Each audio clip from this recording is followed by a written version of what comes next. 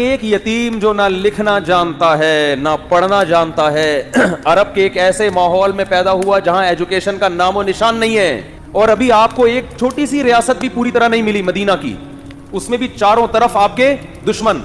مسجد نبوی جتنی بڑی ہے نا، اب پورا مدینہ نبی کے دور میں اس سے چھوٹا تھا۔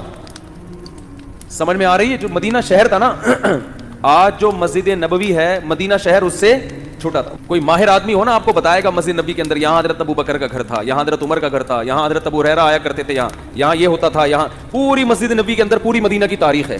اتنی چھوٹی سی جگہ، بہت کمزور معمولی سی ریاست جو اپنے پاؤں پہ ابھی کھڑی بھی نہیں ہو پا رہی، سنبھل بھی نہیں پا رہے، اور خطوط لکھے جا رہے ہیں ہرقل کو۔ ہے بھائی، خطوط کس کو لکھے جا رہے ہیں؟ بڑے بڑے ملکوں، اس وقت ایسے جیسے رشیا، امریکہ اور برٹش، ان حکومتوں کو خطوط لکھے جا رہے ہیں۔ اس میں کیا کہا جا رہا ہے؟ انی رسول اللہ علیکم جمیعا، مجھے گاڈ نے میسنجر بنا کے بھیجا ہے کہ اس کی طرف۔ آپ کہتے ہیں جب اللہ کو اللہ کہا جائے گا تو گاڈ کیوں کہہ رہے ہو پھر بار بار؟ گاڈ اس لیے کیونکہ یہ لفظ گوروں کے لیے بھی ایکسیپٹیبل ہے نا۔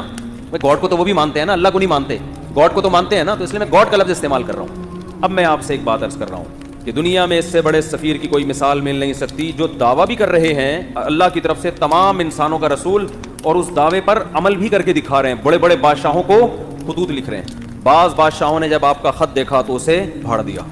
آپ نے فرمایا اللہ اس کے اسی طرح ٹکڑے کرے گا جس طرح اس نے میرے خط کو پھاڑا ہے۔ آپ کہہ سکتے ہیں بھائی کسی کے خط کو پھاڑنے پر اتنی بڑی بد دعا کیسے دی جا سکتی ہے؟ بات یہ ہے کہ دعویٰ جتنا بڑا ہو، اس دعوے کا انکار بھی اتنا ہی بڑا جرم ہوتا ہے۔ اس کے ذمہ لازم تھا، کیونکہ نئے پیغمبر کا لوگ انتظار کر رہے تھے، لوگوں کو یقین تھا کہ حضرت عیسیٰ ابن مریم آخری نبی نہیں ہے۔ عیسائی بھی انتظار کر رہے تھے، یہودی بھی انتظار کر رہے تھے۔ ایسے موقع پہ اگر کوئی دعویٰ کرے تو دعویٰ سنتے ہی اس کو پھاڑ ڈالنا، یہ اللہ سے دشمنی لینے کے مترادف ہے۔